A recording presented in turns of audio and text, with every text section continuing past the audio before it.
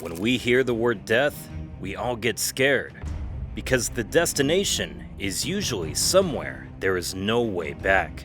But this time is different. The heroes of today's topic died, then returned to tell us about the strangest phenomena.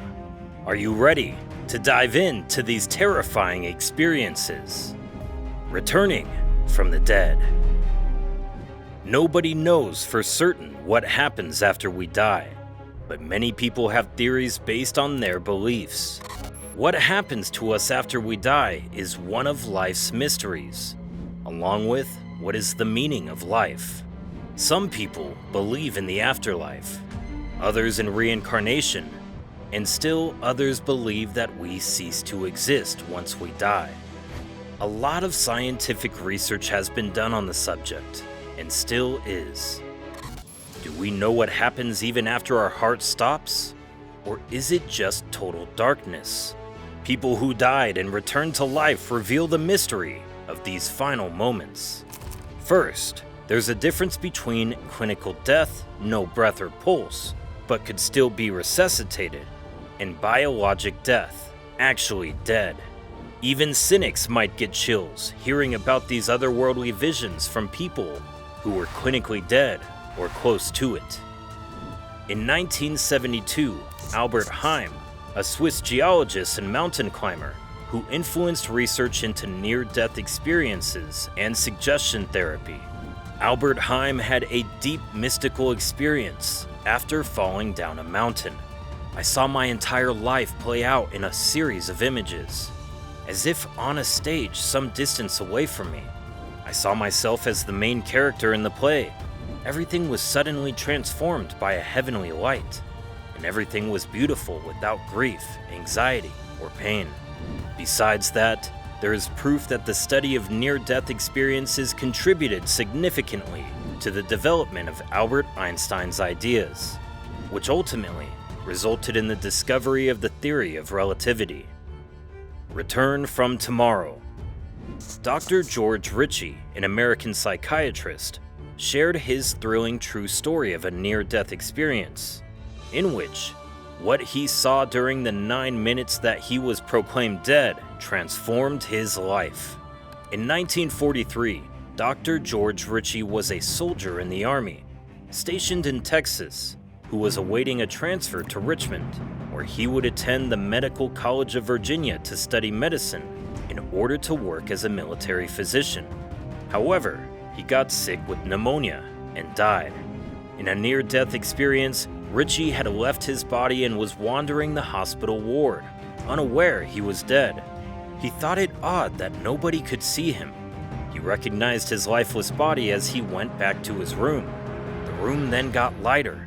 He witnessed everything and every little event of his life, including both public and private actions, beginning with his Caesarean birth and ending with his death in his 20th year. Jesus appeared to Ritchie and led him through numerous realms of the afterlife, before telling him to return to his physical body. The experiments did not come to an end. Another story took place when a fire broke out in the forest in 1989. A fireman called Jake was part of the team that went to put it out. But the winds changed, and the fire started heading towards the entire firefighting team. According to Jake's expression, the flames surrounded them as the fire started to consume his team one by one alongside the trees.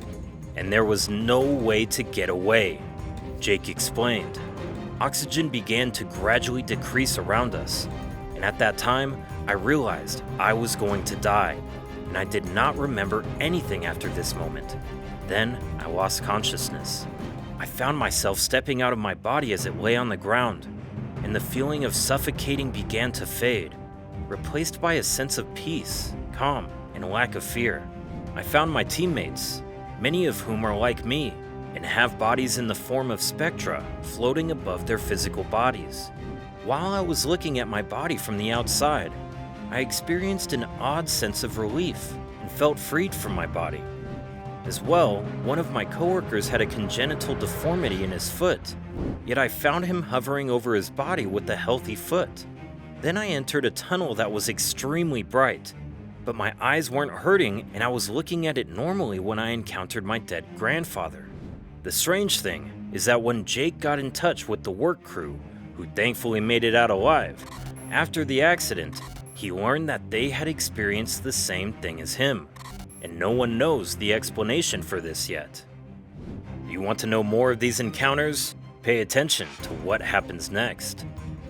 Police officer Steve Gartner. The British Daily Express newspaper published an article about some cases of returnees from the dead. Among them was the shooting of police officer Steve Gartner, 32, while on a police mission to chase a group of robbers. Unfortunately for him, the gunshot went straight through his head, and he died immediately. After arriving at the hospital, he was declared dead. However, nobody realized what had happened, because, to everyone's surprise, Steve woke up and told them all about his time spent in the afterlife. As he said, Steve felt that he had traveled to another place and had seen people who had died, including his father, and he greeted him from afar, as if it was very normal. He also claimed to have seen a body lying down and people holding his 3 children and preventing them from crying while he was already dead. And after he returned to his normal life, his job did not continue, because after 9 months, he had a kind of obsession and psychological disorder, and no one knew the reason. Even Dr. Betty, the hospital doctor, stated that she was still amazed at the time of making this report that he had returned from the dead despite the gunshot wound to the head. Can science explain the near-death experience? Near-death experiences have only been popular for roughly 50 years, since the 1970s. However, descriptions date back to the ancient Greeks. Heraclitus, Democritus, and Plato all talked about revenants, persons who died and then recovered.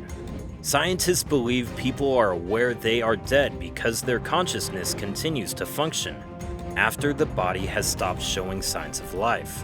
That means, theoretically, someone may even hear their own death being announced by the medics. The claim was made by Dr. Sam Parnia, Director of Critical Care and Resuscitations Research at NYU Langone School of Medicine in New York City. Nearly 40% of those studied claimed to have been aware of complete conversations and seeing what was happening around them even after they were pronounced dead. These accounts were then confirmed by the medical and nursing staff present at the time.